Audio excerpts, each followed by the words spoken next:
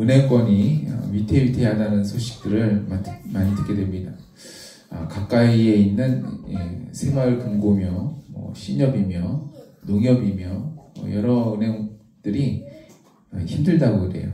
위태위태하다고 합니다. 그 이유 중에 하나가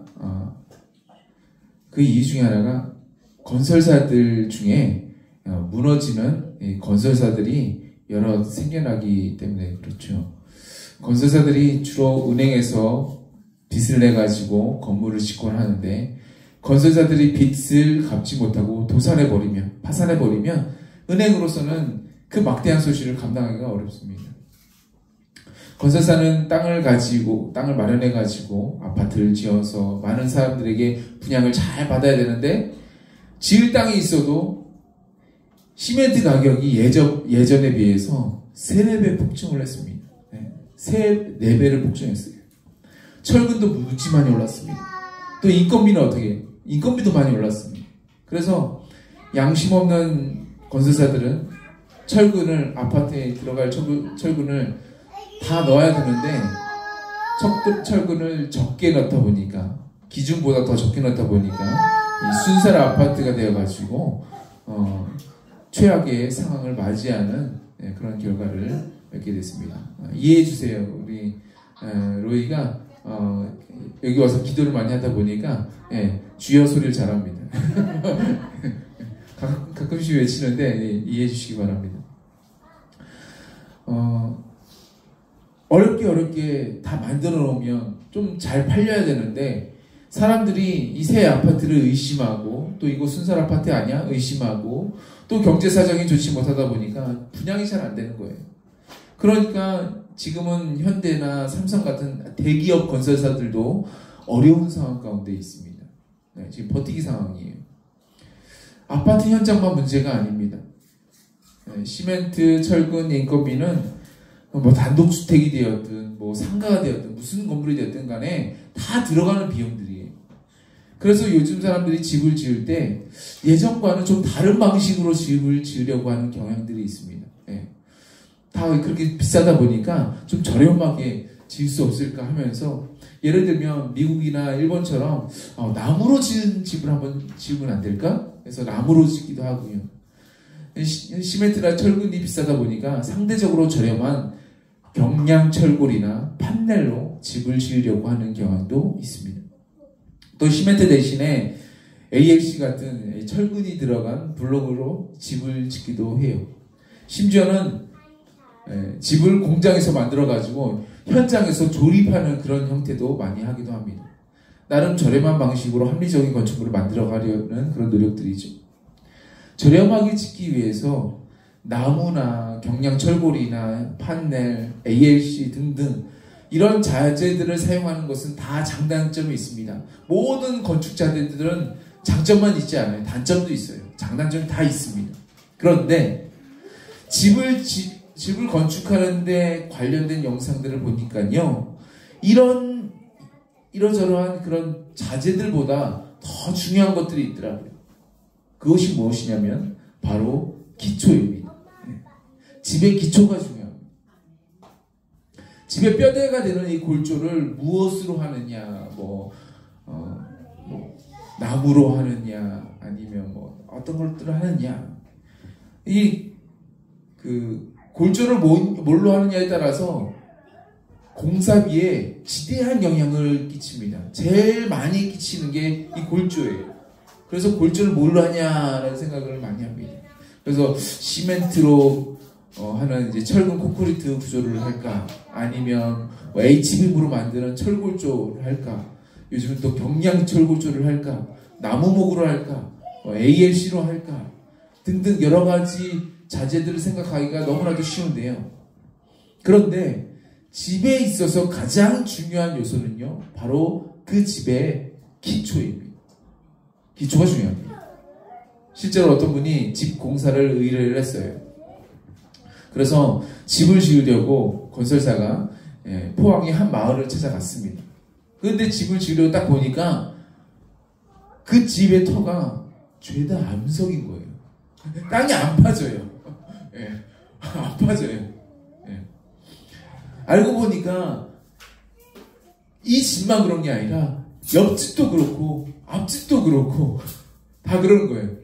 그 동네가 죄다 안반이었습니다.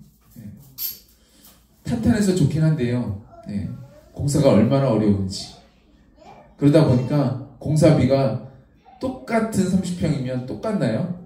다릅니다. 공사비가 달라요. 차원이 다릅니다. 인건비가 다르고 다 다릅니다. 공사비가 많이 들었다고 해요. 또 어떤 집을 가보니까 땅이 너무 물러요. 땅이 너무 물러요. 그래서 그곳에 집을 건설하기 위해서 먼저 그 집의 기초를 단단하게 하는 뭐 그런 것들이 있다고 하더라고요. 뭐 팽이처럼 생긴 것들도 있고 여러 가지 있는데 그 재료를 넣느냐고 무려 3천만 원이 더 들었다고 하는 거예요. 그 집의 기초만을 세우기 위해서. 건설사들의 말에 따르면요, 이 집의 기초를 튼튼하게 만들기 위해서 썼던 그 3천만 원이 절대 아깝지 않을 거라고 얘기합니다. 그만큼 기초가 중요합니다. 집에는 기초가 중요합니다. 오늘 성경에서 예수님 우리에게 이 기초가 중요함을 다시 한번 말씀해 주고 있어요. 집을 반석 위에 지은 것과 모래 위에 지은 것은 너무나도 큰 차이를 보여줄 것이라고 말씀을 하시는 거죠. 집은 모래 위가 아니라 꼭 반석 위에 지으라고 말씀하세요. 반석 위에 지어야 될 줄 믿습니다. 집을 모래 위에 지었다가는 평소에는 괜찮은데 문제가 안 돼요. 그런데 어려움이 찾아올 때, 힘든 일이 찾아올 때 반드시 무너져가지고 그 무너짐이 심하게 될 거라고 말씀하고 있습니다. 여기서 우리는 예수님이 말씀하셨던 그 당시 상황을 좀 이해할 필요가 있습니다. 우리는 반석 위에 집을 짓는다 생각을 하면 보통 거대한 안반 위에 지은 집을 생각을 하고 또 모래 위에 지은 집을 생각을 하면 바닷가에 지은 집, 해운대나 광안리나 근처에 같은 그런 바닷가에 지은 집을 생각을 합니다. 그러다가 지진이 일어날 때 거대한 안반 위에 지은 집은 멀쩡하고 모래 위에 지은 집은 무너진 것처럼 그렇게 상상을 하기 쉽습니다. 혹시 그렇게 생각하진 않으셨나요? 근데 바위 위에 지은 집과 모래 위에 지은 집을 시험한 것은요, 지진이 아니었어요. 홍수였습니다. 홍수예요. 아무리 안반 위에 집을 지어도요, 홍수 나면 멀쩡할 수 있습니까? 멀쩡할 수 없습니다. 반석 위에 지어도요, 홍수 나면 쓸려가게 되어 있어요. 이 말씀은요, 이스라엘 지형을 이해하지 않으면 오해하기가 참 쉽습니다. 이스라엘 사람들은요, 가나안 땅에 정착을 할 때에 지중해 바닷가 그 근처에다가 정착을 하지 않았습니다. 거기보다는 가나안 땅에 보면 중앙에 가나안 땅 가운데에 산이 있어요. 산맥이 흐릅니다. 그 산과 골짜기에다가 정착을 했습니다. 이스라엘 민족이 정착한 이 중앙 산지는요, 거대한 석회암으로 이루어진 바위산이었어요. 약간의 흙이 덮고는 있지만 조금만 파들어가면요, 석회암으로 이루어진 안반이 나오게 됩니다. 이런 상황이기 때문에 우리나라처럼 누가 이제 돌아가셨어요. 누가 이제 소천하셨습니다. 그러면 우리는 바로 무덤을 파가지고 바로 묻잖아요. 그렇죠? 저희 할머니, 할아버지도 다 이렇게 매장을 하셨는데 그때 미리 한 게 아니라 그냥 돌아가셔가지고 돌아가셨대요. 그러면 장례식장도 준비하잖아요. 장례식장 준비하면서 또 연락을 해가지고 거기 좀 땅 좀 파줘. 거기 좀 준비 좀 해줘. 해가지고 그렇게 묻어드렸어요. 그런데 이스라엘은 그렇게 묻을 수가 없어요. 흙은요, 삽질하면 금방 팔 수 있지만 안반은 얘기가 다르거든요. 안반을 당일치기로 팔 수 있습니까? 오늘 아까 우리 전사님이 찬양 할 때에 나온 자료 화면 중에 그 화면이 나와 있어요. 예수님 부활하신 모습을 표현하려고 그 바위 안에다가 이제 무덤을 만든 그 모습이 이제 나오죠. 저 정도 안반에다 팔려면요, 어마어마하게 힘듭니다. 저거는요, 실제 상황을 못 보고 얘기를 하는 거예요. 그 정도로 파기가 쉽지 않습니다.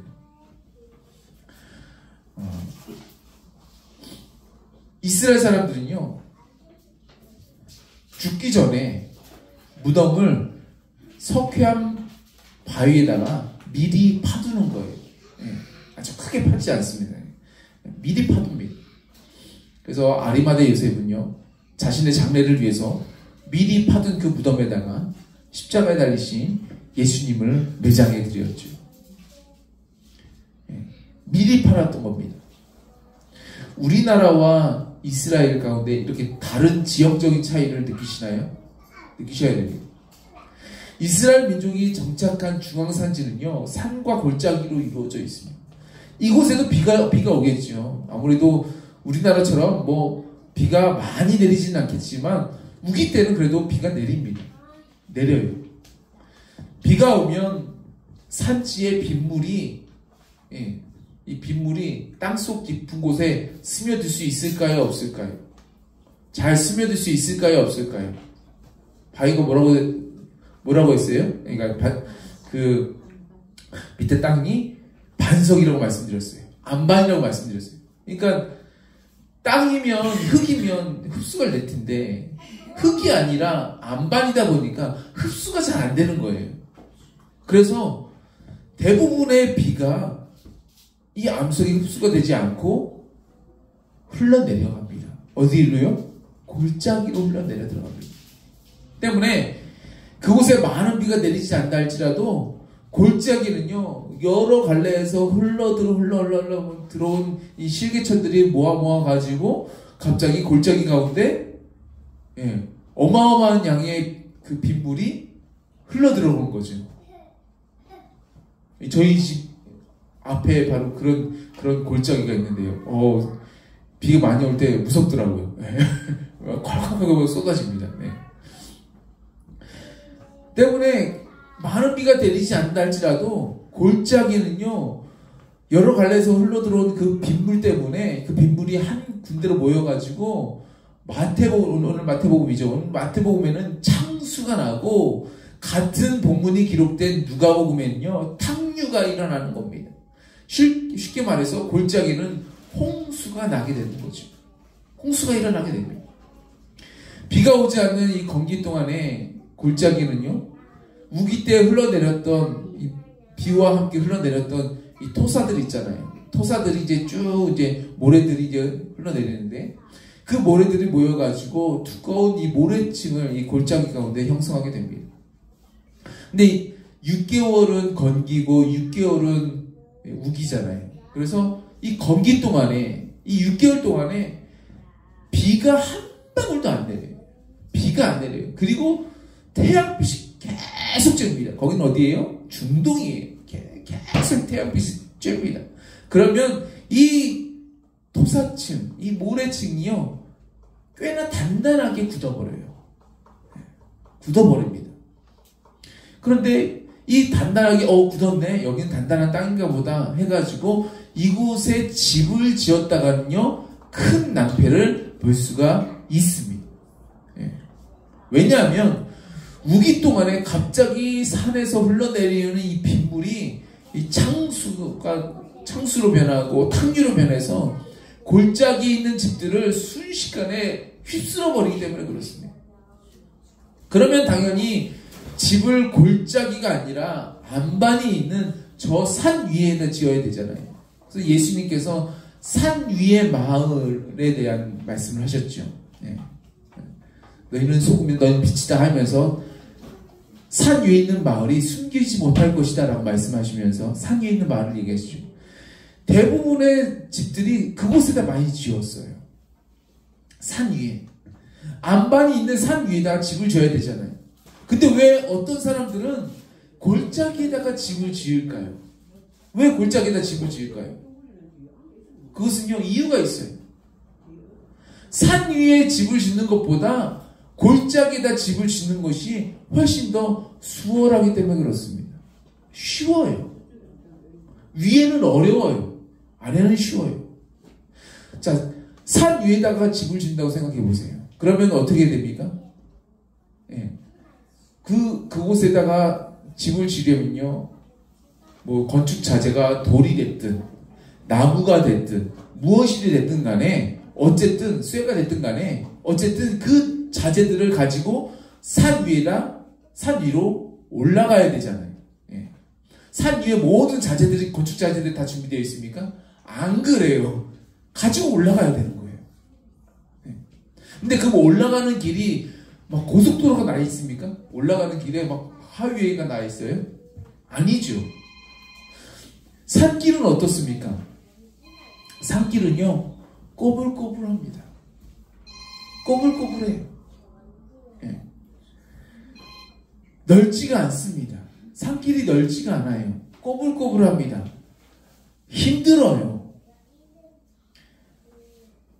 마치 예수님의 길, 십자가의 길을 걷는 것 같은, 비아 돌로로사, 십자가의 길을 걷는 것 같은 그런 기분이 듭니다. 예. 협착합니다. 왜 예수님을 믿는 길이 힘들까요? 왜 제대로 신앙생활 하려는 사람들은 왜 그리 숱한 어려움과 고난을 당해야 될까요? 많은 교회들 중에요, 좌파 사상을 가지고 있는 교회들이 있습니다.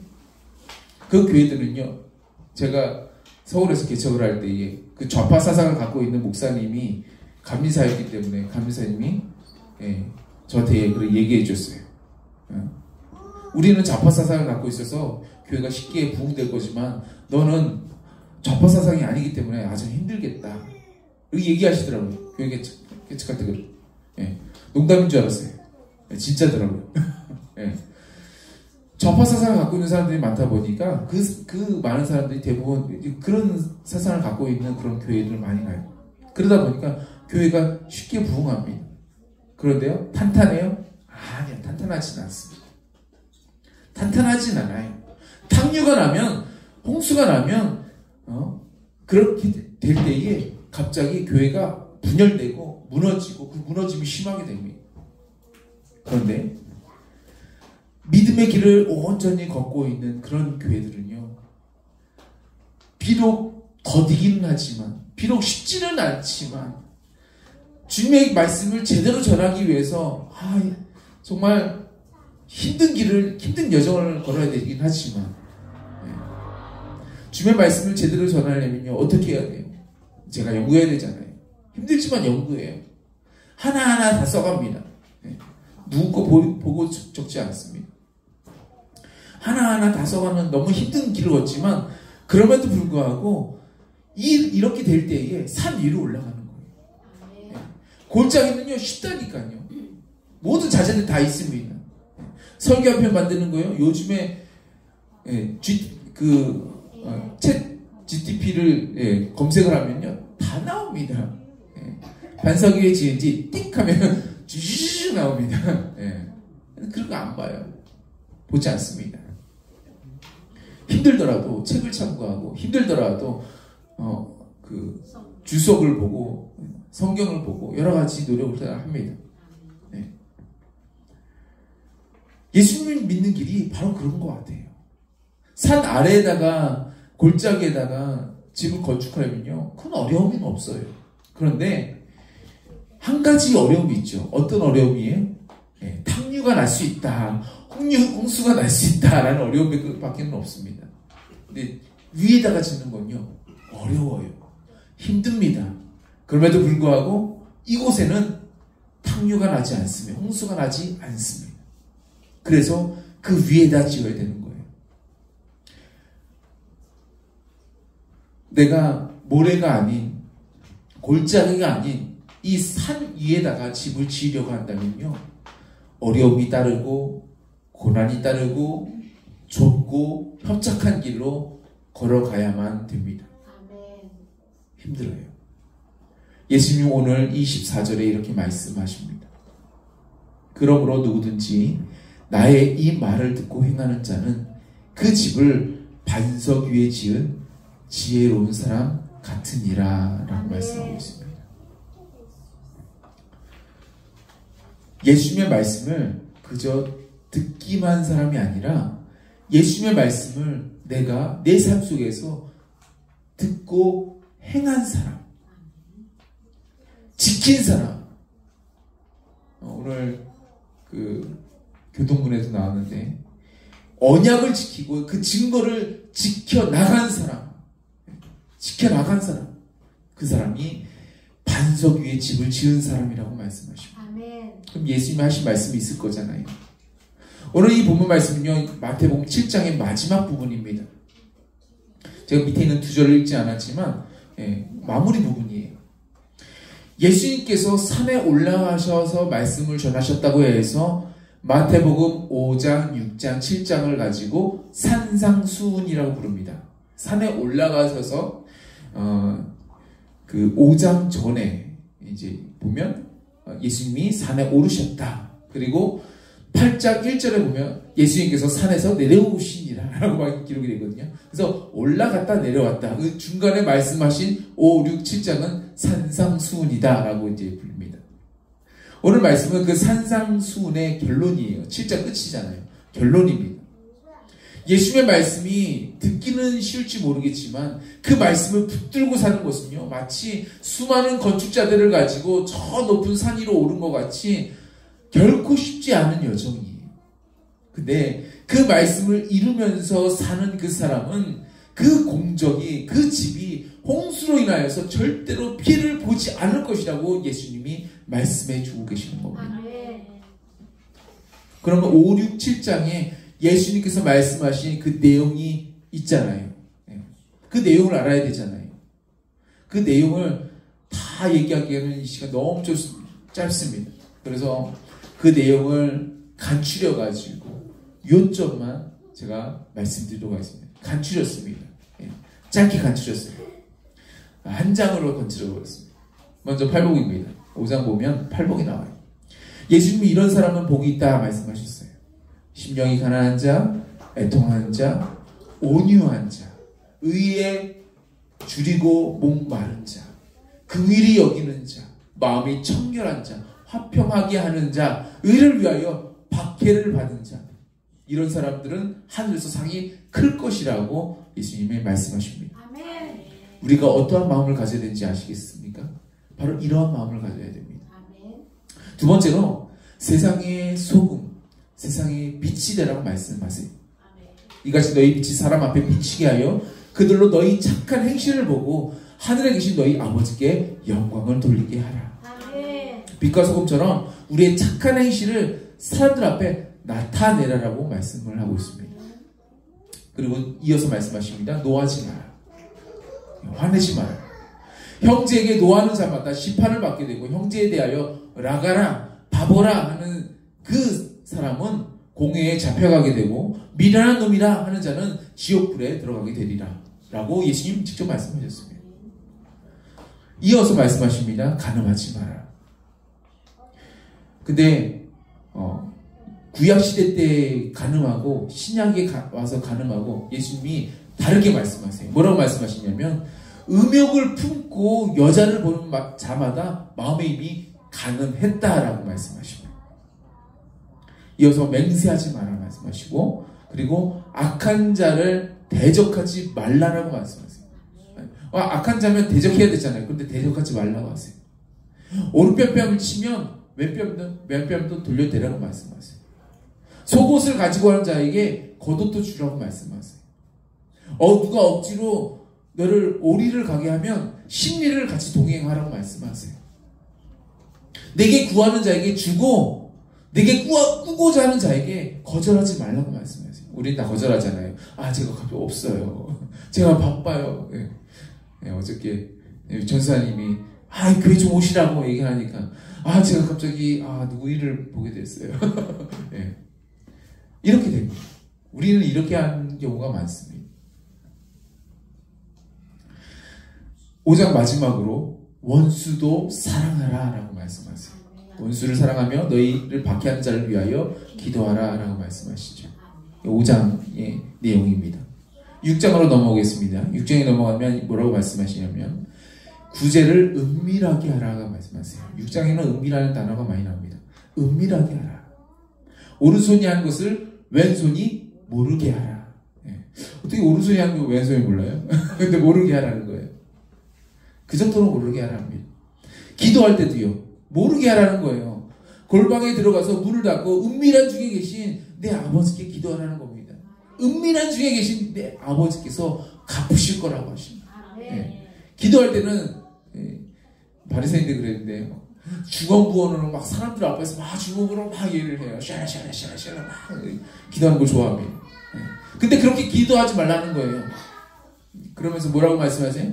주기도문을 가르쳐 주셨습니다. 네, 이렇게 기도해라. 이어서 말씀하십니다. 사람의 잘못을 용서해 주라고 말씀하세요. 용서해 주라. 혹시 우리 가운데 아직 용서하지 못한 사람들이 있습니까? 용서하시기 바랍니다. 네, 암 걸리시 전에 용서하시기 바랍니다. 용서하셔야 돼요.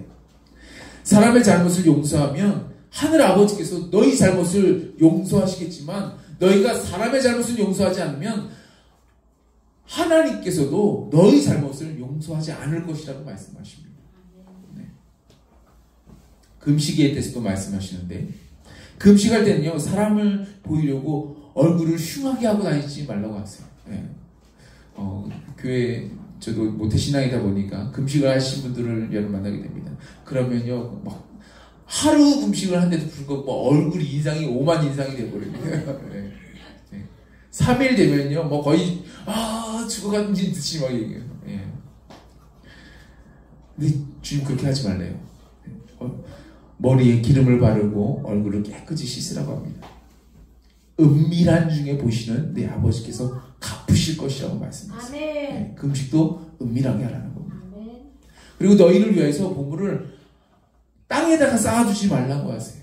보물을 하늘에 쌓아두라고 하십니다. 네, 내 보물이 있는 그곳에는 내 마음도 있을 것이라고 말씀하세요. 네, 하늘에다가 내 마음을 두라는 거죠. 땅에다 마음을 두지 말라는 거예요. 하나님과 재물을 결코 겸해서 섬길 수 없기 때문에 하나님만 바라보라는 겁니다. 그리고 이어서 말씀하십니다. 무엇을 먹을까? 우리가 많이 하는 거죠. 오늘 뭐 먹지? 무엇을 마실까? 뭘 마시지? 오늘 카페 가서 뭘 고르지? 한참을 보죠. 뭘 먹지? 네. 너 무얼 입지? 네, 옷가게에 가가지고 한참 고릅니다. 네. 밑에 샤틀에 있는데 사람들이 계속 구경만 해요. 뭐 입지? 한참 구경합니다. 네. 주님은 무엇을 먹을까? 무엇을 마실까? 무엇을 입을까? 염려하지 말라고 하십니다. 염려하지 마. 예. 제가 염려하지 않았어요. 그런데 하나님께서 나이 지으시 목사님 오래된 옷이에요. 사실 굉장히 오래됐습니다. 안쪽 보면요 굉장히 오래됐다는 걸 느낄 수 있습니다. 근데 그 옷을 줄여가지고 그 옷을 밑에 있는 수선집에다가 맡겨가지고 좀 줄여서 제가 입고 나왔는데 보실만 하시죠? 네. 좋아요. 감사합니다. 염려하지 않아도 하나님 이렇게 채워주십니다. 공중의 새도 들의 백합화도 아버지께서 다 기르신대요. 하물며 우리들은 얼마나 더 잘 아시겠어요. 얼마나 더 아끼시겠어요. 들의 백합화보다도 우리가 더 귀하잖아요. 그죠? 그런즉 너희는 먼저 그의 나라와 의를 구하라. 그리하면 이 모든 것을 너에게 더하시리라 말씀하십니다. 더하시겠대요. 이제 마지막 7장 갑니다. 7장에서는요 비판을 받지 않으려거든 비판하지 말라라고 말씀하세요. 비판하지 마라. 너희가 비판하는 그 비판으로 너희가 비판받게 되어 있을 거라고 말씀하세요. 구하라 찾으라 두드리라 말씀하십니다. 구하면 받게 되고 찾으면 찾아내고 두드리는 자에게는 열려지니까 구하고 찾고 두드리라 말씀하세요. 아멘. 네. 그리고 이어지는 말씀이 그러므로 무엇이든지 남에게 대접을 받고자 하는 대로 너희도 남을 대접하라. 아멘. 이것이 율법이요 이것이 선지자니라 말씀하십니다. 아멘. 그러니까 구하라 찾아 두드리라는 얘기가 뭐예요? 네. 우리는 기도만 생각하기가 쉽잖아요. 근데 그 말씀이 핵심이 뒤에 있습니다. 남에게 대접을 받고자 하는 대로. 그러니까 너희가 어떤 것을 구하느냐? 그러면 남에게 그만큼 대접을 하라는 거예요. 도와주라는 겁니다. 섬기라는 겁니다. 이것이 율법이고 이것이 선지자라고 말씀하십니다. 이어서 말씀하시는 거 좁은 문으로 들어가라고 말씀하십니다. 생명으로 인도하는 문은 좁고 길이 협착하여 찾는 자가 적다라고 말씀하세요. 좁은 길로 가는 게 오늘 말씀도 좁은 길이죠. 힘들어요. 산 위로 올라가야 됩니다. 이어지는 말씀. 그들의 열매로 그들을 알게 된다라고 말씀하십니다. 좋은 나무가 나쁜 열매를 맺을 수가 없고 못된 나무가 아름다운 열매를 맺을 수가 없다라고 말씀하세요. 그리고 아름다운 열매를 맺지 않는 나무마다 다 찍혀서 불에 던져질 것이다 라고 말씀하세요. 무슨 말이에요? 지옥 간다라는 얘기죠. 이러므로 그들의 열매로 그들을 알 것이라고 말씀하세요. 우리가 그럼 무슨 열매 맺어야 돼요? 성령의 열매를 맺어야 돼요. 성령의 열매. 성령의 열매 첫 번째가 뭐예요? 사랑, 희락, 화평, 오래참 여러 가지 자비, 양선, 충성, 온유, 절제 뭐 여러 가지가 있죠. 그 성령의 열매를 맺으라고 말씀하시는 겁니다.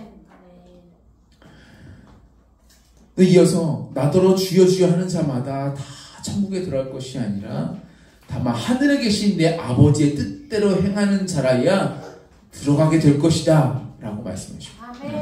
그러니까 그냥 기도만 한다고 해서 들어가는 게 아니라 내 삶으로 열매를 맺어야 된다는 거예요. 내 삶 속에서 열매를 맺어야 되는 거예요. 내 입술이나 내 행동 속에서 열매가 맺어져야 되는 거예요. 그리고 오늘 본문의 말씀을 전하시는 거예요.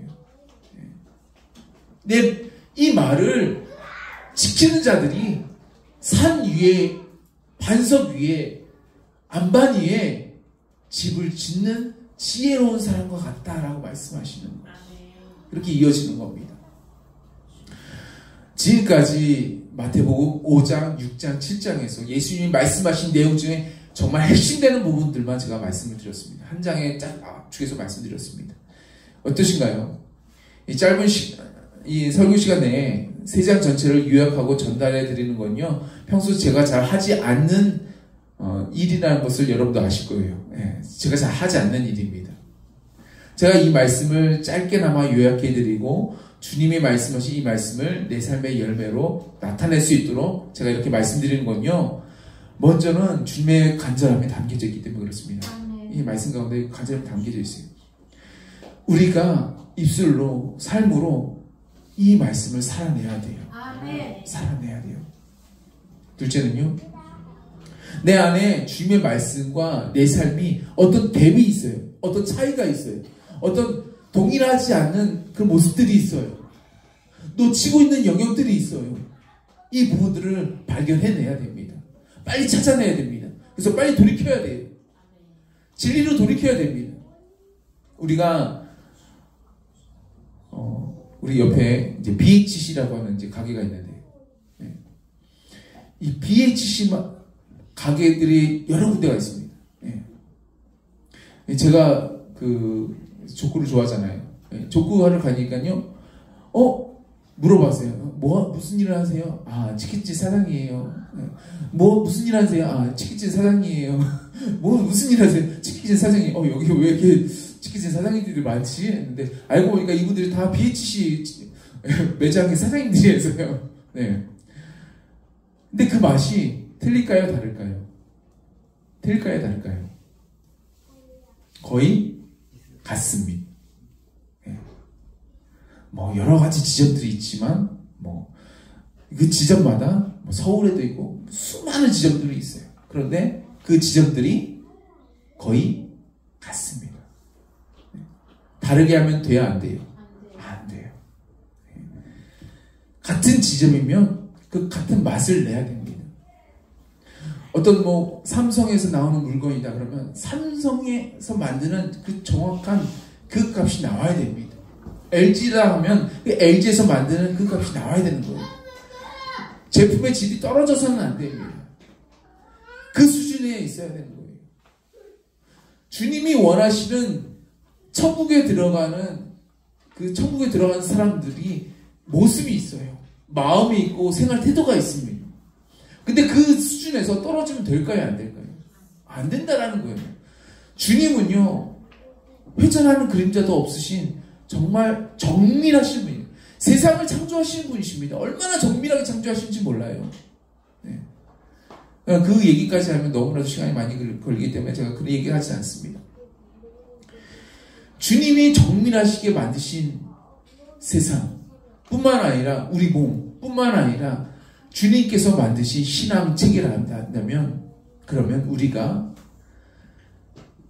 주님이 원하시는 대로 그 말씀대로 살아갈 때에, 그래야 우리는 반석 위에 집을 지은 사람과도 같이 된다는 말씀입니다.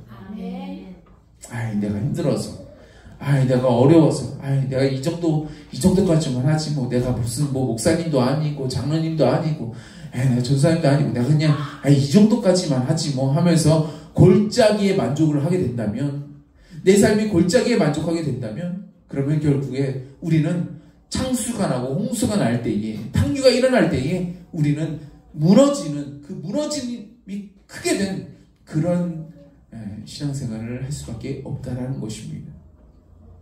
부디 힘들고 어렵더라도 이 주님의 말씀을 따르면서 그 말씀을 내 삶에 이뤄나가시는 저와 여러분 되시길 축복합니다. 한 가지 이야기를 더 말씀드리고 마칠까 합니다. 네. 끄지 마세요. 네. 더 말씀드리려고 합니다. 신경진 목사님이 쓰신 이 꿈의 사람들이라는 책을 보면요, 카포치아라는 사람이 나옵니다. 이 사람은 멕시코의 유명한 조각가인데요. 카포치아라는 사람인데, 많은 사람들의 존경을 받고 선망의 대상인 사람입니다. 나이가 갈수록 그의 명성이 점점 높아졌습니다. 아주 훌륭하기 때문에. 그런데 그에게 시련의 날이 찾아오는 거예요. 어떤 일이 일어나냐면, 채석장에서 부족한 일손을 메우기 위해 가지고 돌 깨는 작업을 같이 하다가, 조각가니까 돌이 필요하잖아요. 돌 깨는 작업을 같이 하다가 그 작업을 하던 중에 카포치아의 오른손이 큰 돌에 깔려가지고 그 손이 완전 뭉그러진 상황이 생겨버렸습니다. 조각가에게 손이 생명과도 같지 않습니까? 생명과도 같잖아요. 카포치아는요, 온갖 유명하다는 의사들 다 찾아다니면서 어떻게 해서든 이 뭉개진 오른손을 다시 고쳐보려고 노력을 했습니다. 그런데 소용이 없는 거예요. 소용이 없어요. 깊은 좌절의 늪에 빠진 이 사람은 믿는 사람이라서 기도함으로써 불안한 마음을 토해냈습니다. 이렇게 기도합니다. 주님, 걱정 대신에 희망을 발견하게 하여 주옵소서. 염려 대신에 생각하게 하여 주옵소서 하면서 기도를 하게 됩니다. 근데 기도하다가 깨달게 됩니다. 어떤 깨달음이 옵니까? 기도하다가 깨달았어요. 오른손을 대신할 수 있는 왼손이 남아있다는 사실을 깨닫게 되었습니다. 네. 그래서 그는 왼손으로 조각하는 방법을 연구하기 시작을 하는 거예요. 네. 연습을 하기 시작했습니다. 오른손을 쓸 때보다도 더 훌륭한 작품을 이 왼손으로 만들어냈다라는 거 아닙니까? 네. 그를 아끼고 사랑했던 수많은 시민들이 그 작품에 감탄을 했습니다. 와, 분명 손 다친 걸 알고 있는데, 와, 어떻게 저런 작품을 만들어낼 수 있을까? 시민들은요, 멕시코에 있는 그 시민들은 그 작품을 도시 한복판에 있는 광장에다가 세웠습니다.